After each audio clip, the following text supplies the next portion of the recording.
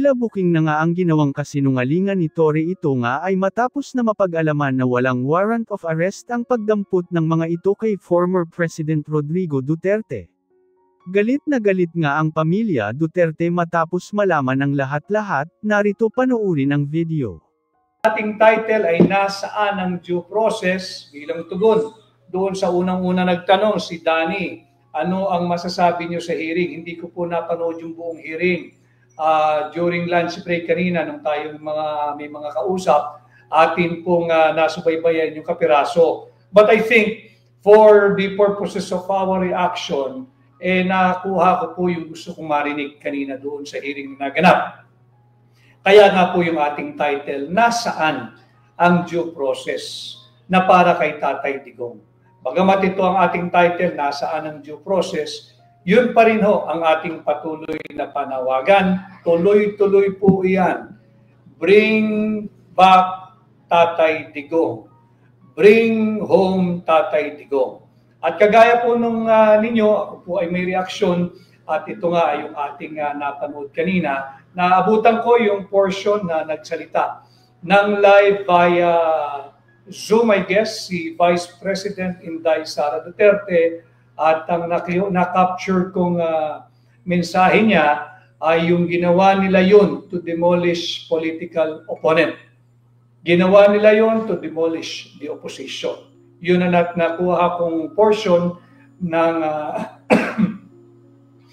naging pahayag ni Vice President Inday Sara Duterte. Meron na po tayong dito sa tinatawag nilang Magic Eye, mahigit 1,000 taong live viewers at meron din tayo dito sa isa pang page na nagamit po tayo ng teleskopyo.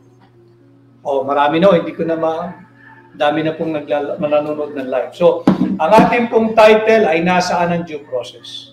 Ito yung lumabas kanina na talagang salat doon sa tinatawag na due process. Nung inaresto si Tatay Digong at inilipad palabas ng bansa. Laban sa kanyang kagustuhan, walang consent, at in spite and despite of his vehement objection that he be brought before a court of competent jurisdiction, before a competent judicial authority as provided for by Article 59.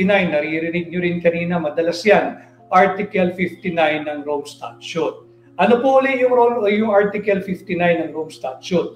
Ang sinasabi lamang po nun, to simplify, lahat ng taong maaaresto o pakay ng pag-aresto base sa isang warrant of arrest na in-issue ng International Criminal Court, dapat po itong dalhin sa isang competent judicial authority with emphasis on judicial, hindi competent authority from the executive branch of government.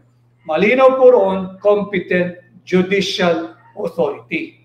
So therefore, yung Article 59 left no other room for interpretation. Judicial authority.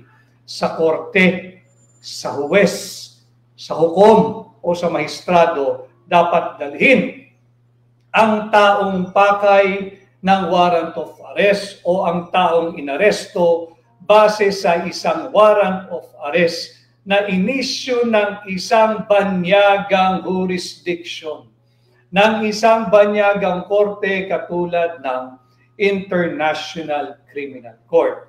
Napag-alaman sa hearing kanina na ito ay hindi ibinigay sa akusado. Ito ay hindi ibinigay sa arestado. Ito ay hindi ibinigay kay Tatay Digong, isang Pilipino na dapat sana ay usigin ng korte dito sa Pilipinas, hindi ng banyagang korte, na dapat sana ay usigin ng Pilipinong mang-uusig o prosecutor, hindi banyagang taga-usig, at higit sa lahat, dapat siyang litisin at husgahan ng isang lokal o Pilipinong maestrado at korte sa Pilipinas, hindi ng banyagang maestrado, hindi ng banyagang korte, at hindi ng banyagang jurisdiksyon. Malinaw po doon, pinaliwanag kanina. Meron po kasi tayong tinatawag na Doctrine of Constitutional Supremacy. Yung doktrina na nagsasabi, pag nagbanggaan na ang ating mga karapatan, pag nagbanggaan na ang special laws o anumang batas, maging ordinansa man yan, maging Republic Act man yan, maging revised penal code man yan, pag yan ay nagbabangga na sa ating mga fundamental rights, sa ating mga basic rights na nakasulat, nakaukit at may garansya sa ating saligang batas, mangingibabaw at mangingibabaw ang linalaman, itinatakda, isinusulat at nakagaransya sa ating saligang batas. Yan po ang simpleng ibig sabihin ng Doctrine of Constitutional Supremacy. Ulitin ko, dito po sa ating diretsyong pakikipag-ugnayan sa inyo, pilit nating pasisimplihin o sa English pa ile-laymanize yung mga naririnig nating termino na hindi po kayo dapat magulat o masindak sapagkat sisikapin natin manapasimplihin upang pati ang ordinaryong mamamayang Pilipino ay maintindihan, maunawaan at magkaroon ng sarili ninyong pananaw, opinyon, prinsipyo at desisyon, not necessarily na sang-ayon sa aking opinyon o sa aking pananaw. Ang importante, ma-educate ko po kayo, sambayan ng Pilipino. Ang importante, bahagi ng aking advokasya, hindi lamang bilang kandidato pagka-senador, hindi lamang bilang senador ninyo, bahagi ng aking advokasya bilang Pilipino, bilang abogado, bilang maiso, ay iangat ang antas ng pampublikong diskurso, maging bahagi ang lahat ng Pilipino, may pinag-aralan, kakaunting kaalaman o profesional, ordinaryong Pilipino, opisyal ng gobyerno o empleyado ng pribado o gobyerno. Importante ho magkaroon kayo ng sarili ninyong opinyon sa mga mahalagang usaping panlipunan sapagkat tanging ang isang informed citizenry lamang ang tunay na makakapagbigay diwa dito sa mga garansya na nakaukit, nakasulat at may garansya sa ating saligang batas. Ito na nga po tayo, pinag-uusapan natin nasaan ang due process. Nakita kanina dyan sa ginawang pagdinig sa Senado, nasalat at hindi na ibigay. Yung due process, yung standard of due process na dapat ibinigay kay Tatay Digong. Hindi lamang po ito usapin kung ikay maka-Duterte o hindi. Ito po yung usapin, mahalaga, usapin ng bawat Pilipino. Lumabas din kanina sa hearing yung katanungan, kung ito ay nagawa sa isang dating Pangulo, paano pa ang mga ordinaryong Pilipinong katulad nyo, katulad ko, katulad natin? Paano na yung nagtitinda ng balot sa gabi, sa lansangan? Meron ka pa ba kayang aasahang due process? Paano na yung mga market vendors? Paano na yung ating mga motorcycle riders? Paano na yung ating mga vendor sa kalsada na nagkakalakal lang o naghahanap buhay ng marangal? Nasaan ang due process? Ang usapin ng due process ay hindi lamang patungkol kay Tatay Digong o kay dating Pangulong Rodrigo Roa Duterte. Ito ay usaping mahalaga na dapat pag-usapan nating lahat sapagkat when we speak of the constitutional supremacy being the supreme law of the land, lahat po tayo ay saklaw nito. Lahat po tayo ay dapat may proteksyon dito. Maganda rin na napapag-usapan kanina, yung pangamba na paano, ligtas pa ba ang ordinaryong Pilipino sa kanilang pamamahay laban sa mga pag-abusong pagsisilbi ng search warrant, pag-abusong pagsisilbi ng warrant of arrest, o di kaya yung pag-aresto kahit walang warrant. Ito po yung lumalabas kanina sa pagdinig. Kaya nga po ilang ulit lumabas yung katagang Doctrine of Constitutional Supremacy. Sapagkat may lumalabas na mga sinasabing batas, yung Republic Act 9851, yung Section 17. Ini-invoke po yun kanina sa hearing on the part of the government na yun daw po ang kanilang ginamit, yung RA 9851. Yan po yung batas dito na ipinasa ng ating Kongreso, I think, sometime 2009. Ito po yung batas laban sa laban sa genocide, itong crime against humanity. Yan po yung kanilang ini-invoke kanina, yung RA 9851 Section 17, to justify why they have to give away a Filipino citizen that goes by the name of Rodrigo Roa Duterte to a foreign jurisdiction. Subalit habang ini-invoke nila yun, hindi ho kasi talaga magtutugma.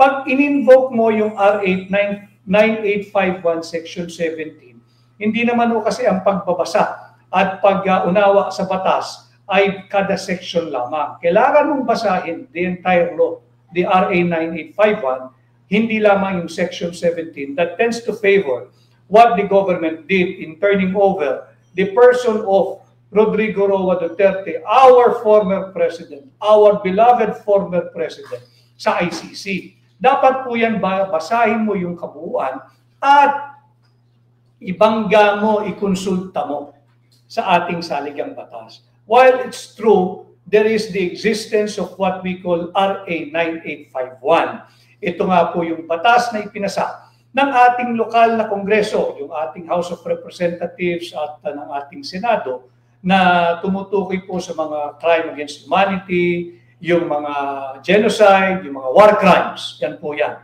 Subalit, babalik ka sa ating saligang batas. Bakit? The Constitution is the fundamental law of the land. Yan po yung supreme law. Wala pong pwedeng mas mataas sa ating saligang batas na kahit na anong special law or special laws.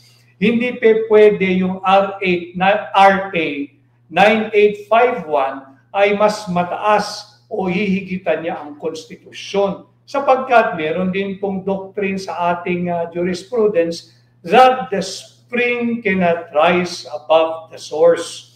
The source of every law, lahat yan hanggang ordinansa, the source of every law is the Constitution.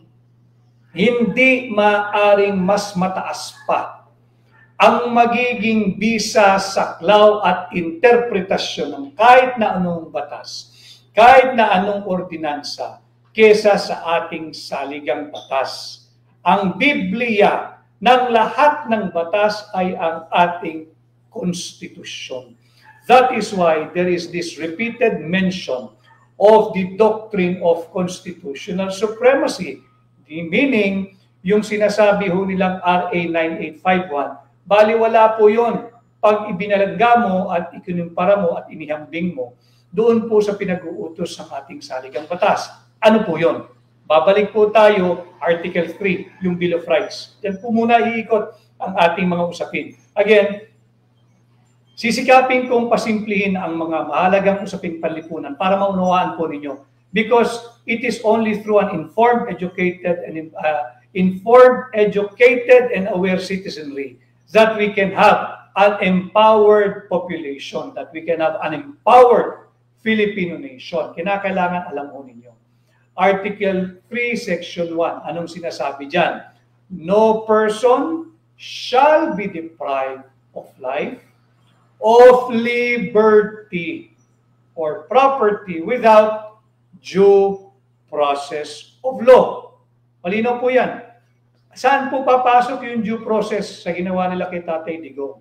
Kung ini-invoke po ng gobyerno yung RA 9851, kinakailangan po yung basahin in relation to, kasi sinasabi ho nila roon, basta't meron na raw pong nasimulang investigation o prosecution, ang isang banyagang jurisdiction, maaari na nilang ibigay yung isang Pilipino doon sa jurisdiction na yon. Basta't nasimulan na yung investigation o yung kaso o yung prosecution. Tama. Tama po kung simple reading nung Section 17 of RA 9851. Pero may pinaguhugutan po yung RA 9851 eh. Babalik po tayo doon sa sinasabing yung batas ng international, yung Rome Statute. Babalik po tayo ron. Ano po sinasabi ng Article 59? Nung Rome Statute, na napapakinggan nyo rin po kanina yan. Lahat ng inaresto o aarestuhin na Pilipino na saklaw ng tinatawag na warrant of arrest na inisyu ng International Criminal Court ay dapat agad-agad, walang delay. Hindi mamaya, hindi bukas, hindi sa susunod na linggo, hindi 6 months from today. Agad-agad, ora mismo, dapat ay dalhin sa isang competent judicial authority.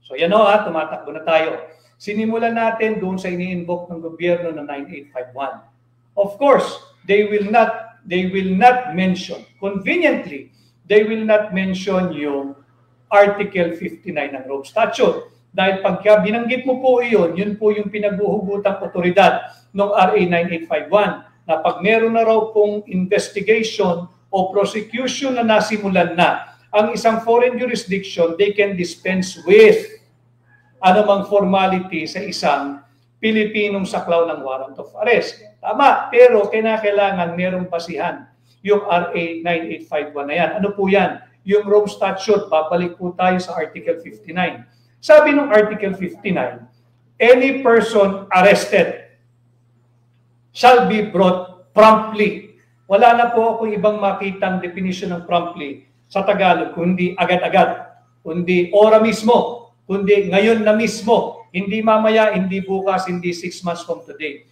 Ngayon na mismo, yung taong arestado, dapat mong dalhin without any delay sa isang competent judicial authority. Mahalaga po yun yung competent. Siyempre, lahat naman ng judicial authority. Pero, competent judicial authority. Meaning, tanging sa korte mo lang dadalhin yung taong inaresto mo base sa isang warrant na inisyu ng ICC according to Article 59 in relation to RA 9851.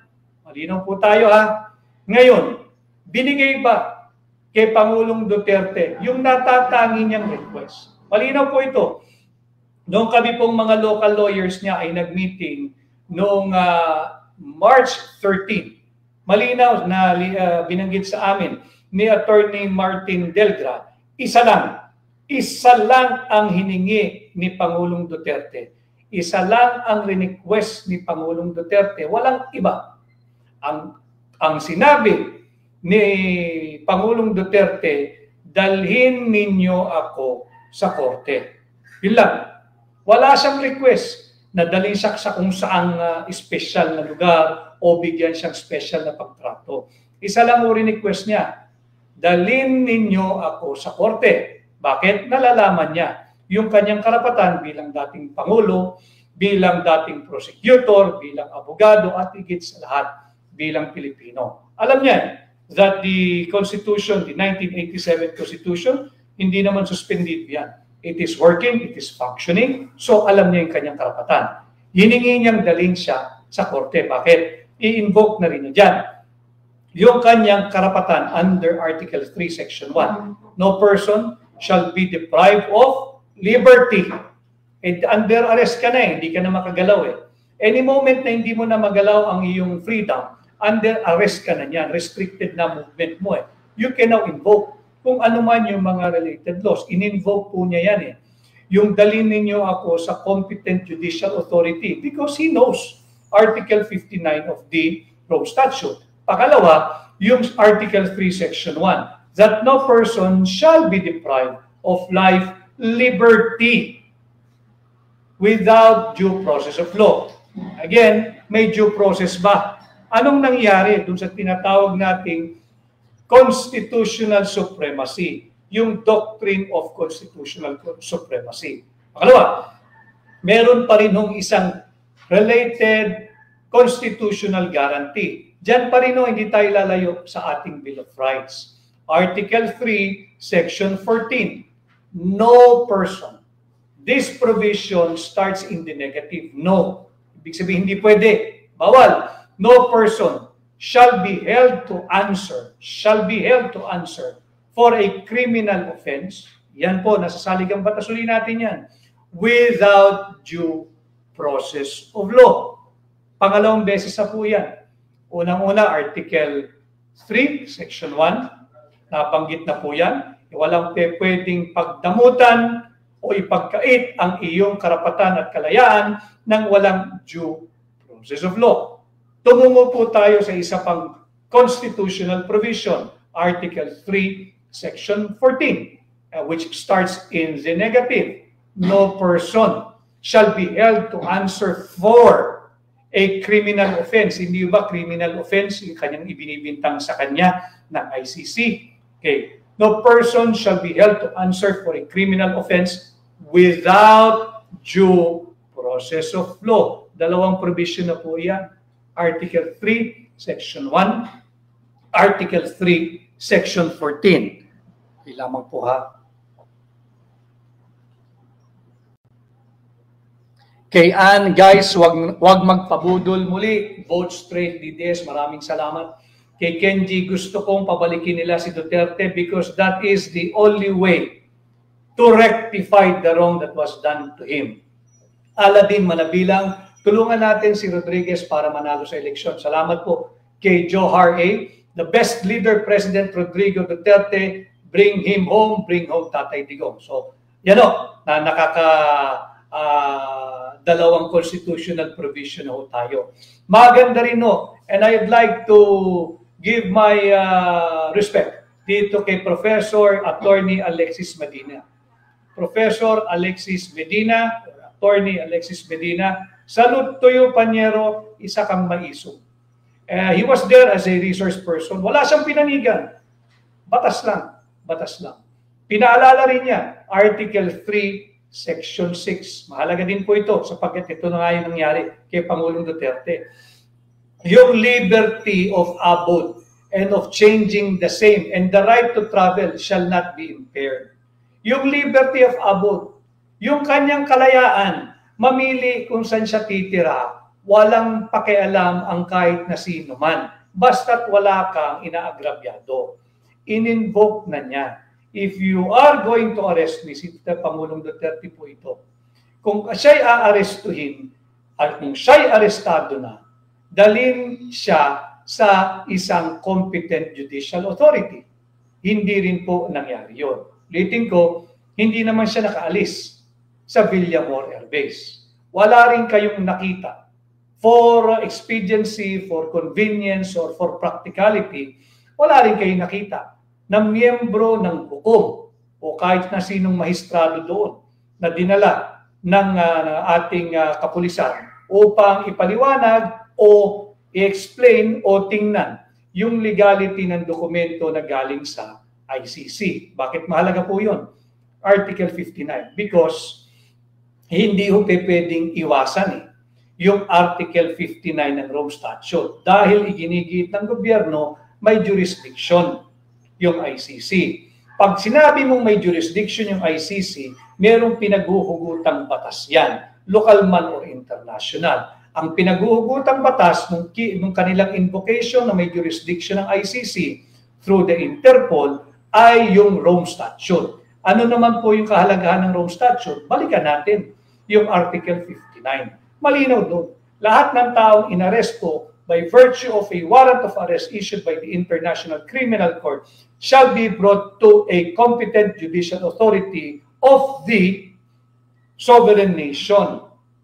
Sino po yun? Ng Pilipinas. Dito siya inaresto Dalhin mo sa competent judicial authority ng Pilipinas. Hindi po nangyari yon. Hindi po nangyari yon. So, nasaan ang due process ni Tatay Digong? Nasaan yung tinatawag nating doctrine of constitutional supremacy? Nasaan yung tinatawag nating hierarchy of rights? Asaan ang ranggo ng ating mga karapatan? Ulitin ko, pag sinabi mong doctrine of constitutional supremacy at merong conflict o bangga sa pagitan ng isang karapatan mo sa ilalim ng special law, ng revised penal code o kung ano man, na local ordinance or kung anumang lokal na batas, hindi po siya pwedeng mas mataas. Hindi po siya pwedeng mas mahigit sa itinatakda ng ating saligang batas. The Constitution serves as a limitation to all the many powers, the enormous powers of the government. Yan ang preno sa napakakapangyarihang gobyerno. Kaya tayo may saligang batas, kaya tayo may Bill of Rights. Ano nga po yun? Article 3, Section 1. No person shall be deprived of liberty without due process of law. Article 3, Section 14. No person, simula pa lang, negative na yun. No person shall be held to answer for a criminal offense without due process of law. Article 3, Section 14. Article 3, Section 6, yung liberty of abode and of changing the same. Kung saan ka maninirahan, ay hindi mo rin pwedeng labagin yan. It shall not be impaired. Ang bibigat po ng salita at garansya ng saligang batas, shall not be impaired. No moment that you can ever violate that. Sagrado po yan. Hindi mo siya pwedeng ilipat against his will papunta sa isang banyagang jurisdiction at ikulong doon sa The Hague, sa ICC. Bakit? Ulitin ko, bukas po ang lahat ng antas ng ating korte. Bukas po ang lahat ng tanggapan ng Office of the Prosecutor. Bukas po ang lahat ng law enforcement body natin na may kapangyarihang magsagawa ng investigation. Trace back tayo ulit. Hindi pwedeng sabihin mas makapangyarihan yung ICC sa ating Korte Suprema. Wala pong basihan yun. Again, we will go back to the doctrine of constitutional supremacy. Pagdating dito, wala pong bisa ang ICC kung hindi papahintulutan ng gobyerno. Pero hindi rin po instant yung pagbibigay sa ating kapwa Pilipino sa kamay ng mga banyaga. Dahil kinakailangan po yan dumaan sa kamay ng competent judicial authority na establish na rin po yan kanina. Tanging korte lamang ang may karapatang mag-interpret kung ano man ang linalaman ng batas.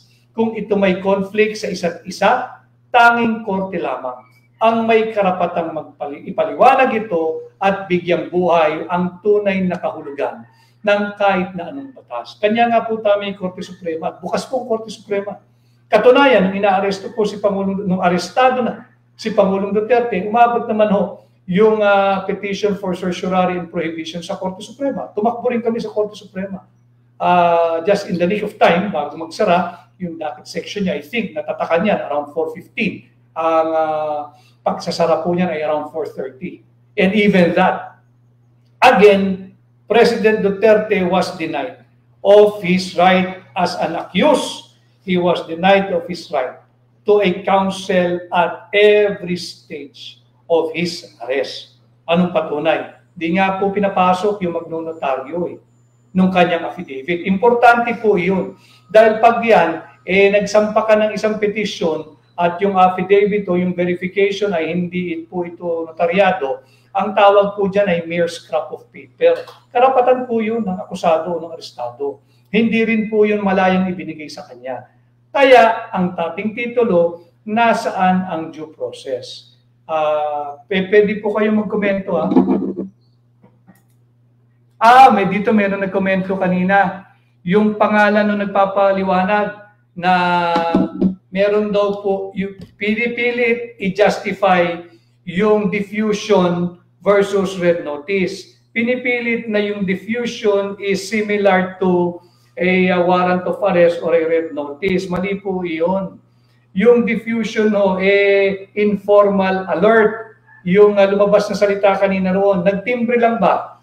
Tumimbre lang sa local authorities, in this case, dito po sa Pilipinas, ng ating custodial state ng Pilipinas, na merong warrant o may lalabas na warrant o may kaso laban sa isang ninyong citizen. Yun lamang po yung diffusion. At kahit na sabihin, for the sake of argument without surrendering the position of the defense, na yan ay isang may halimtulad sa isang warrant of arrest, babalik nga tayo sa Rule 59 yung Article 59 ng Rome Statute, kinakailangan mo pa rin dalhin yung arestado sa isang competent judicial authority kahit pa i-invoke mo yung sinasabing Section 17 ng RA 9851. Ang basihan po ng RA 9851 ay yung Rome Statute eh.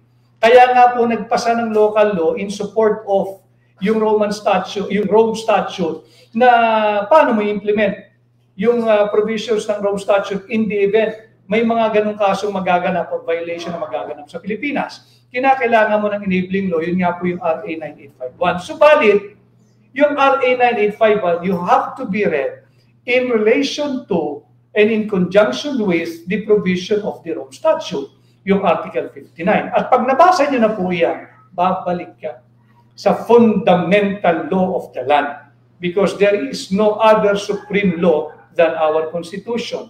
And the Constitution is very categorical. No person shall be deprived of his liberty without due process of law. Who affords you now the due process? It's the court. It's the court. Tanging korte lamang. Oliver De La Fera, ano po mangyayari na claim or compensation against ICC if Tatay Digong is proven not guilty? Oliver, aralin natin, hindi ko nalalaman if he will be entitled to any form of compensation. Pero hindi po mahalaga yung compensation eh. Ang importante, yung kanyang liberty. Ang importante, yung kanyang karapatan. Ang importante, yung kanyang dignidad bilang tao, bilang isang Pilipino. Bilang isang Pilipino. Kaya mahalaga na lahat tayo ay kasali sa usaping ito. Napakahalaga nito, hindi po ito confined or contained sa Pilipinas lang. Kung wala tayong malinaw na posisyon o paninindigan bilang Pilipino, ay nakakahiya po tayo. Imaginein mo, hindi lang kababayan natin, hindi lang Pilipino, kung hindi dating Pangulo na ang ngalan ay Rodrigo nandoon sa ICC. Hahayaan ba natin na ang isang Pilipino ay nasa kamay ng banyaga na siya'y uusigin ng isang banyagang taga-usig? Siya'y lilitisin sa isang banyagang korte? Siya'y huhusgahan ng mga banyagang maestrado? Pilipino po yun. Pilipino po yun. Kinakailangan naiintindihan natin, nauunawaan natin ang mga ganitong napakahalagang usaping panlipunan.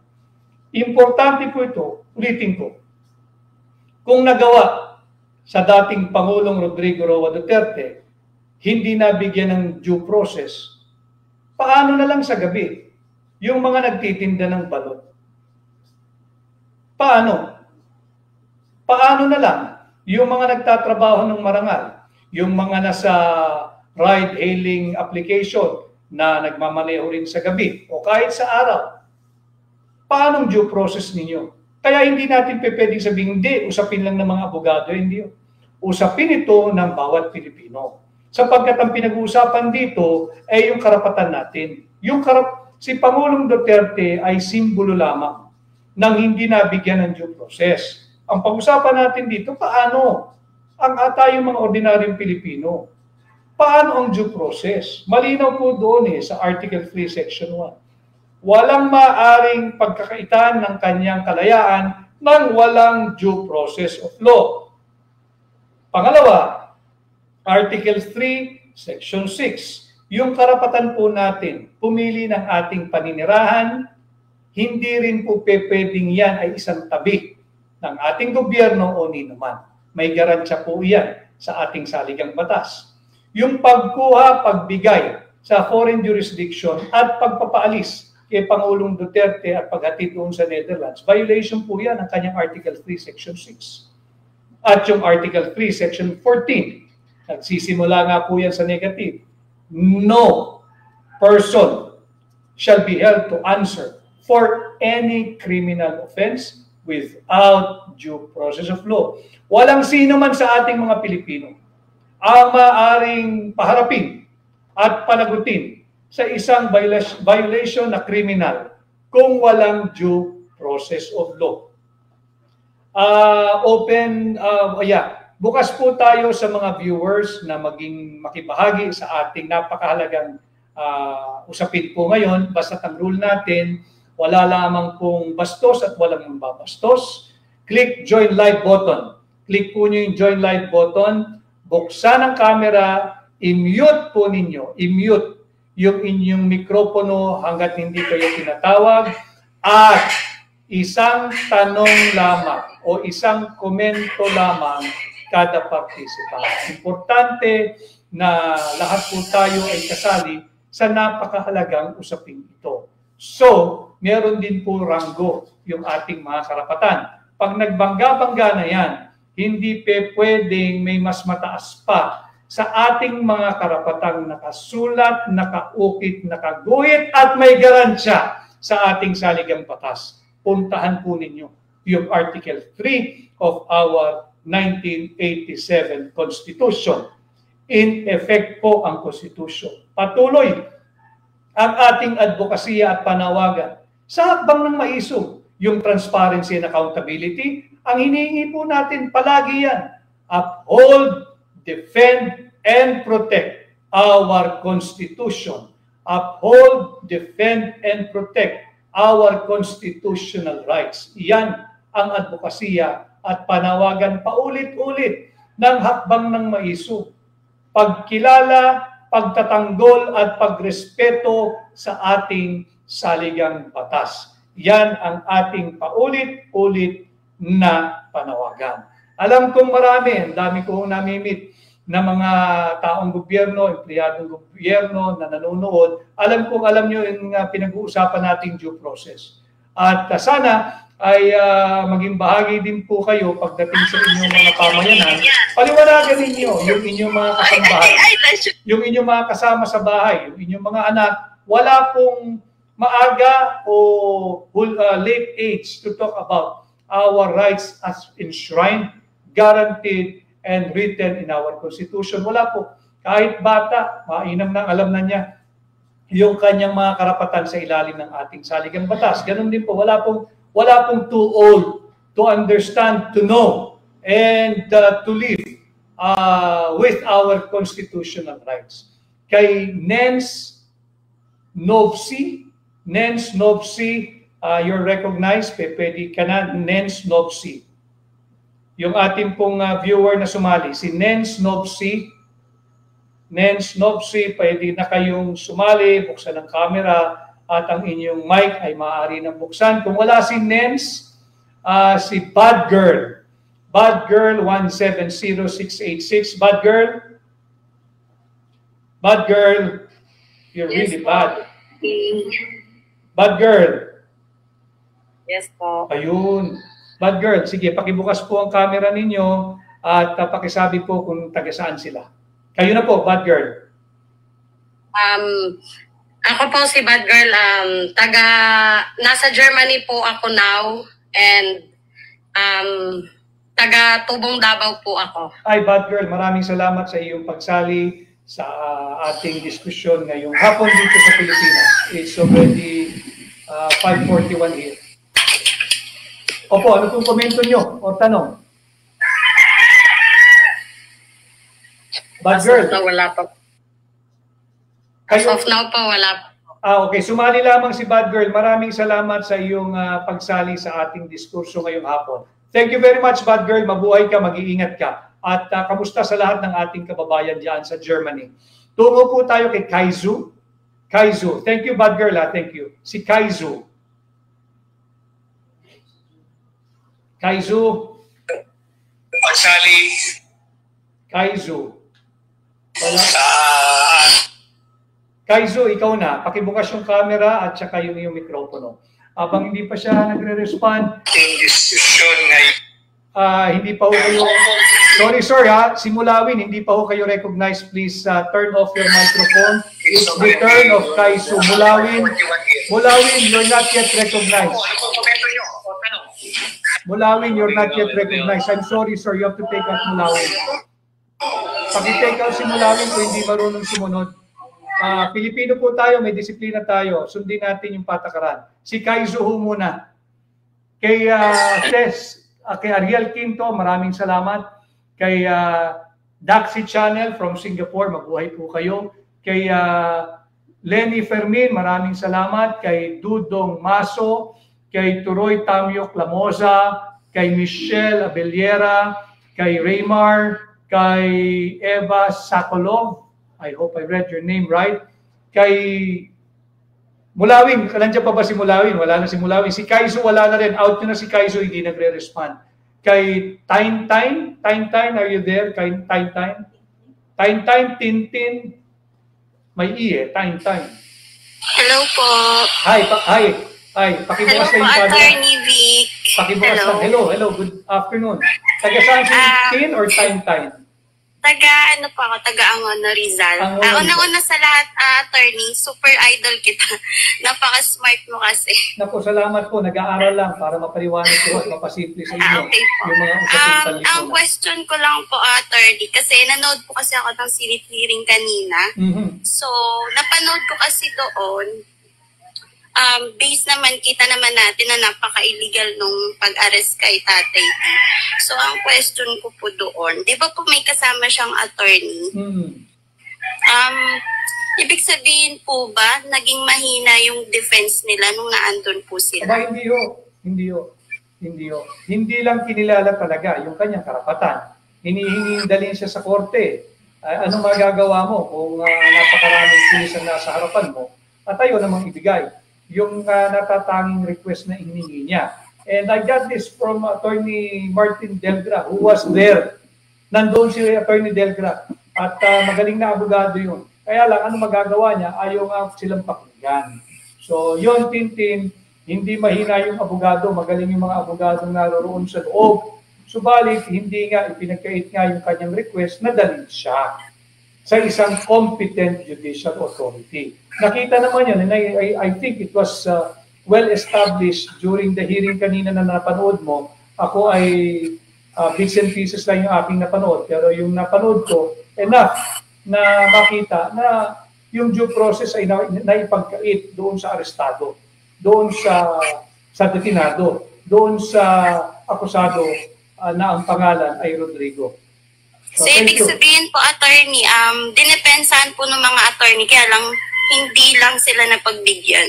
Tama po yun. Maraming salamat, Tintin. Thank you, ha. Thank you po. Si Kalahi Vlog. Kalahi Vlog, kayo na po. Kalahi Vlog. Po, Attorney Vic Rodriguez, shoutout po. Pero pakibukas po yung camera. Yung rule po natin, obserbahan po natin. Pakibukas po yung inyong camera. Good afternoon po, Ate Vic Rodriguez. Magandang hapon sa iyo. From Dubai po, supporting PDP Laban. Nasa Dubai ka ngayon? Yes po. Thank you, Kalahi Vlog, sa pagsali sa ating diretsahang pakikipag-ugnayan sa mga Pilipino. Maraming salamat po, Vic Rodriguez, sa pagkakataon na makaakyat sa live mo. At buong suporta po namin, nikayat yung mga OFW na suportahan at yung PDP Laban. Salamat po. At Kalahi Vlog, sana matulungan mo rin akong mangampanya dyan sa Dubai. I have no means at the moment to go there. Pero sana sa pamamagitan mo at marami pang mga taga-Dubai na Pilipino nakanunood, nakikinig at nakikibahagi sa ating paglalag, matulungan ninyo akong maikampanya. Sige po, Ate Vic Rodriguez, gagawin po natin ang paraan yan kasi marami naman po tayong kaibigan dito sa Dubai at marami din ditong mga supporter ni Pangulong Rodrigo Roa Duterte. Maraming salamat. Nakakataba ng puso. Meron kang komento or tanong, Kalahi Vlog? Meron talaga, Atty. Vic Soto. Sige po yung para mapagbigyan natin. Vic Rodriguez. Marami akong tanong kasi. Isa lang muna. Hindi natin masagot lahat at marami nakapila. Isa lang po muna. Yung pinaka-importante mo nang may tatanong. Yung tanong ko, kasi napanood ko yung paghuli ni Mr. President Roa Duterte. Hindi nasunod yung due process, di ba? So, maaari bang makulong si Tory? Basta't meron po magdedemand, importante muna ma-establish yung facts na yan before any court. Both doon sa ICC at dito. Kaya nga po merong habeas corpus proceeding na pending sa Korte Suprema natin. Hindi ko lang madiskurso yan dahil iba po yung abogadong may hawak, ayaw kong pangunahan at baka meron silang ibang direksyon sa pag-handle ng kaso. Pero meron pong kasong petition for habeas corpus, antayin nating masettle yan ng Korte Suprema. And I think they're thinking of some criminal, civil, or administrative aspect kung sakaling ma-establish na talagang dapat i-produce yung pagkatao ng Pangulong Duterte. Thank you, Kalay Vlog. Mabuhay ka, mag-iingat. So yun na po, no? Maraming salamat po, Attorney Bix Rodriguez. So shoutout sa ating mga OFW dyan. Suportahan natin yung PDP laban para maprotektahan natin yung si Vice President. Thank you. So yun na po, no? Maraming salamat, Rodriguez. Thank you. Sundan ko lang yung sinabi ni Kalay Vlog. Tama po yun. Ang next battle ho natin ay yung impeachment. And we have to have the numbers sa Senado. Kinakailangan po sana matulungan ninyo yung buong grupo na mahalal bilang mga senador ninyo. Dahil ang next battleground po ay yung Senado, kailangan magtulong-tulong tayo para marespeto naman din yung due process naman para kay Vice President Inday Sara Duterte. Tatandaan natin na 32 milyong Pilipinong bumoto rito. Legally, fairly, in a democratic fashion, and constitutionally. 32 million ang bumoto kay Vice President Inday Sara Duterte. Ang next battleground po, hindi natin lulubayan yung laban po dyan sa ICC, pero meron pong nakaambanga yung impeachment. Kinakailangan po may acquit o mapawalang sala natin ang ating Vice President sa Senado. But we need numbers in the Senate. You have to help us na makarating sa Senado. Kayo na po yun. Kaya yung sinabi ko sa aking mensahe noon sa Liwasang Bonifacio, maraming laban na wala na po sa kamay naming mga abogado.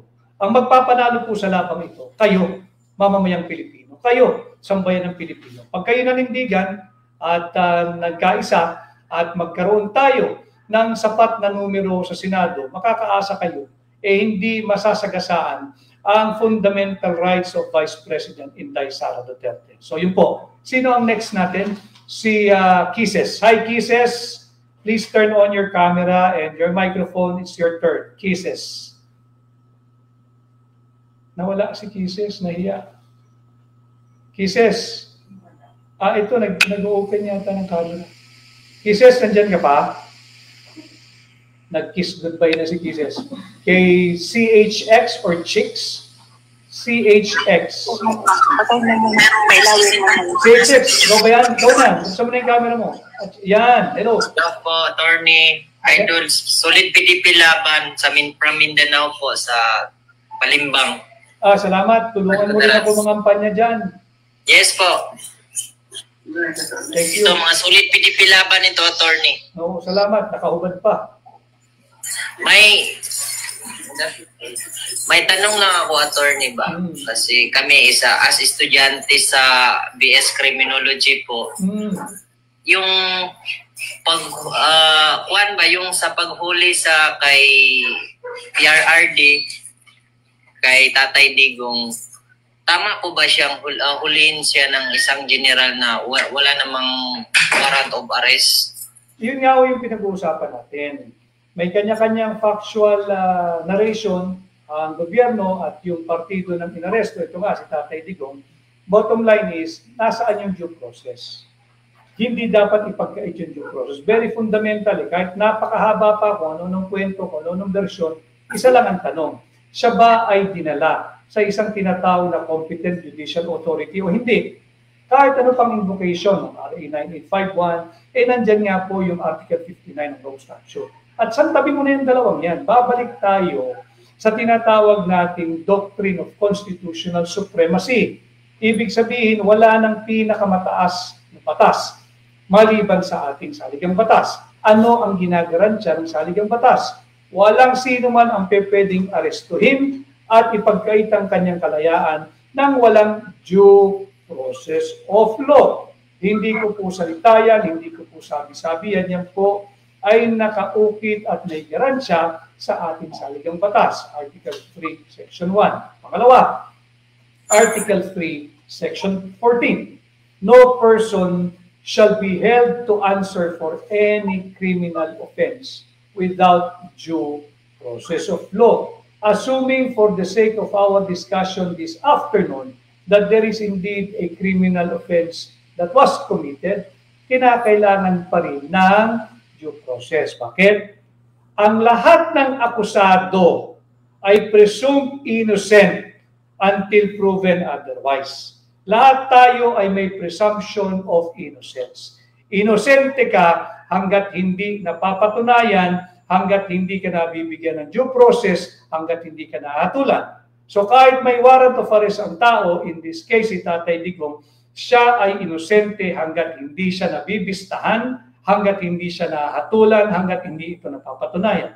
So hindi pwede ipagkait ang kanyang fundamental rights. Yan po. Maraming salamat sa iyo, CHX. Sige po, thank you po, Attorney. Magsasagawa po kami ng kuan dito sa Palimbang, Municipality of Palimbang, Sultan Kudarat, ng rally ng PDP Laban. Kami-kami lang po dito sa Palimbang. Salamat po, salamat. Maraming salamat at tulungan niyo po ako na mga ikampanya niyo na rin po ako dyan. Basta PDP Laban. Thank you, Attorney. Thank you, maraming salamat. Ating pong last participant, si Almira or Almera. Almera, please open your camera and the floor is yours, Almera. Hi, Almera. Almira, wala kang volume sa audio mo. May nakikita na kita, medyo madilim, pero hindi kita marinig. Kay Manilyn Kamid, nasan si Manilyn? Manilyn Kamid Granada, maraming salamat. Malvina Gemma Granada. Kamusta po kayo? Kay Len or Lenny Sabas, gandang hapon din sa'yo. Kay Lenny Fermin, thank you. Kahit bata pa yung dalawang yan, due process pa rin dapat ang pagsunod sa mga yan. Tama, sapagkat yung due process po, wala pong kinikilalang edad yun. Mapabata, mapabinata, mapa-teenager, mapamatanda, meron po tayo lahat dapat entitlement dyan sa due process of law. Kay Jessie C, kay Helen LP, kay Miriam Hirose or Heroes, thank you. No mic si Almira. Almira, wala kang mic. Mag-wave ka na lang kung wala kang mic. But I hope you can join me again tomorrow. So maraming salamat sa lahat ng sumali. Yun po yung ating pinag-uusapan. Nasaan ang due process? Hindi mo pwede ipagkait dahil yun nga ho, sa ating diskurso kanina, meron din po bukod sa Constitution na Doctrine of Constitutional Supremacy, meron din po tayong tinatawag na hierarchy of rights o yung ranggo o yung antas ng ating mga karapatan. At pamunahin po sa ating mga karapatan ay yung nandoon sa tinatawag nating Bill of Rights, Article 3 of the Constitution. Malinaw po yan. Bakit? Yung Article 3 po, yung ating Bill of Rights, pangbalansi po yan sa napakaraming kapangyarihan ng gobyerno. Ang kapangyarihan po ng gobyerno ay labis-labis. Sobra po yan. Kanya kinakailangan merong limitasyon. And ano po yung limitasyon? Nandyan po sa ating saligang batas. Nakaukit po yan, nakasulat, may garansya sa ating saligang batas. Pangunahin, no person shall be deprived of liberty without due process of law. Na-establish po yan na tanging korte lamang ang magsasabi whether there is due process, procedural, or substantive due process. Ito ba ay binigay sa akusado, sa arestado, o subject ng search warrant? Hindi po pwedeng arbitrary. Hindi po pwede dahil lugi po ang ordinaryong mamamayan pagka gobyerno ang iyong kalaban. Napakarami pong resources ng gobyerno. Kaya po minarapat ng framers of our Constitution then and now, the 1935, the 1971, the 1987 Constitution, even if you compare it to other free and democratic nations like the United States, meron po silang fundamental rights, meron po silang Bill of Rights. At hindi mo iyon maaaring ipagkait kahit kanino man. Mayaman, katamtaman, mahirap. Dating Pangulong Duterte, yung magbabalot sa kalsada, magtitinda ng taho, traffic enforcer, bank teller, negosyante, pare-pareho po tayo. Meron po tayong karapatan sa ilalim ng ating saligang batas na hindi pwedeng isang tabi, higit pa, baliwalain ng ating gobyerno, whoever is occupying the administration, kahit sino pang Pangulo, kahit sino pa ang mga opisyal ng ating gobyerno. Ang constant lamang po ay ang ating saligang batas. Even pag panahon po ng martial law, panahon ng martial law dati, hindi rin po suspendido ang ating saligang batas. Ang ating pong saligang batas, wala pang call center. Meron na pong call center yung saligang batas. Open po yan 24/7. Wala pa pong 7-Eleven, meron ng saligang batas na bukas 24/7, 24 oras, 365 days in a year. Tumatakbo, gumagana, bukas po ang ating saligang batas. Hindi mo pwedeng suspindihin yan. Hindi mo pwedeng ipagkait yan kahit kanino. Ito yung mahalagang bagay na dapat pinag-uusapan sapagkat ang nakataya po rito ay ang ating demokrasya, ang ating mga karapatan. Dapat nalalaman ninyo. At ulitin ko, hindi kayo kinakailangan sang-ayon sa ating mga napapag-usapan dito. But importante, makinig po kayo, bibigyan natin kayo ng tamang impormasyon at sinisikap po na pasimplihin ang ating mga pananalita para pati ordinaryong Pilipino ay kasali, maging bahagi, gumawa ng inyong sariling posisyon, opinion, paninindigan sapagkat ang usapin ng saligang batas, ang usapin ng doctrine of constitutional supremacy, ang usapin ng hierarchy of rights o ranggo ng ating mga karapatan ay usapin na dapat lahat ng Pilipino, bata, binata, teenager, matanda ay kasali. Wala pong pinipiling edad dito. And it's not too early to be teaching and talking about your children, your nieces and nephews, kung sino man. Hindi, walang edad, walang masyadong maagang edad. Pag-usapan nyo na ho. And let us ingrain it in their hearts, yung kanilang fundamental rights. Nandyan po yan sa ating saligang batas.